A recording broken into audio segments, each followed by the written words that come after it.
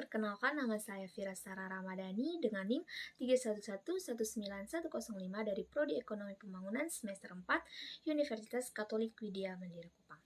Baik, kali ini saya akan memaparkan materi tentang monitoring aktivitas ekonomi secara makro.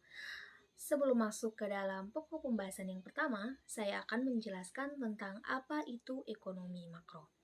Di sini, ekonomi makro merupakan studi tentang keseluruhan ekonomi, tentang perubahan ekonomi yang mempengaruhi banyak masyarakat, perusahaan, dan juga pasar. Kita masuk dalam pokok pembahasan yang pertama, yaitu tentang variabel ekonomi untuk mengukur jumlah.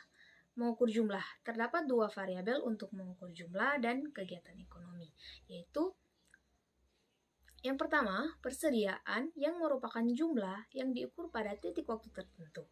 Dan yang kedua yaitu aliran yang merupakan jumlah yang diukur per unit waktu. Pokok pembahasan kedua yaitu beberapa definisi yang digunakan dalam aktivitas ekonomi makro. Yang pertama yaitu pendapatan total pembayaran yang diterima oleh pemilik faktor produksi. Dan yang kedua yaitu pengeluaran, yaitu dana untuk pembelian barang dan jasa. Yang ketiga yaitu produksi, yaitu total nilai barang akhir dan jasa yang dihasilkan. Pokok pembahasan ketiga yaitu siklus aliran pendapatan dan pengeluaran. Yang pertama yaitu perekonomian sederhana adalah terdiri dari dua, yaitu rumah tangga konsumsi atau masyarakat di rumah tangga produksi atau perusahaan. Yang kedua yaitu perekonomian sesungguhnya. Yang ketiga yaitu aliran dalam perekonomian tiga sektor. Perekonomian yang terdiri dari sektor rumah tangga, perusahaan, dan pemerintah. Dalam perekonomian ini disebut juga sebagai perekonomian tertutup. Yang keempat yaitu aliran dalam perekonomian empat sektor, yaitu melibatkan empat sektor yaitu rumah tangga, pemerintah, perusahaan, dan masyarakat luar negeri. Dalam perekonomian ini juga disebut sebagai perekonomian terbuka. Pokok pembahasan keempat yaitu pengukuran aktivitas ekonomi secara makro. Yang pertama yaitu pengukuran perkembangan perekonomian GDP yang merupakan jumlah nilai pasar barang dan jasa yang dihasilkan oleh penduduk dalam wilayah tertentu dalam periode tertentu.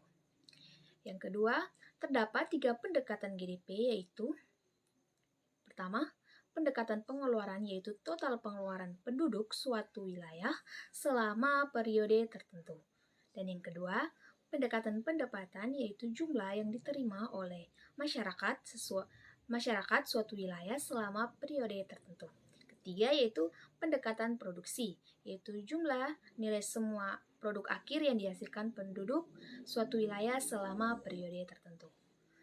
Terdapat 2 GDP, yaitu yang pertama GDP nominal yang barang dan jasa dihitung berdasarkan harga berlaku. Yang kedua GDP real yang nilai dan barang jasa dihitung berdasarkan harga konstan atau tahun dasar.